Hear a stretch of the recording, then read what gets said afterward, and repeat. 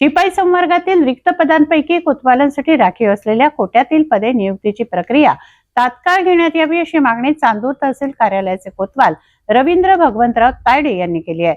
आपल्या मागणीसाठी त्यांनी जिल्हाधिकारी कार्यालयासमोर आमरण उपोषण सुरू केलं आहे। नियुक्तीकरता वयोमर्यादा 45 वर्षांच्या आतील केल्याने स्वतः नियुक्तीपासून वंचित राहत असल्याचं तायडे यांचं म्हणणं आहे। मी रवींद्र तायडे, महसूल चौक, चांदूर बाजार।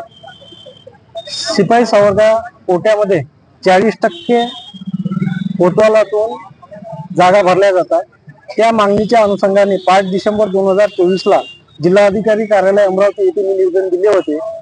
जर 10 डिसेंबर पर्यंत आमची मागणी पूर्ण न झाल्यास आम्ही आमरण उपोषण करणार आहे म्हणून, परंतु 10 डिसेंबर पर्यंत त्यांनी आम्हाला लेखी कसल्याही प्रकारची सूचना सुद्धा नाही दिली। त्या कारणास्तव आज मी इथं उपोषणाकरता बसलेलो आहे।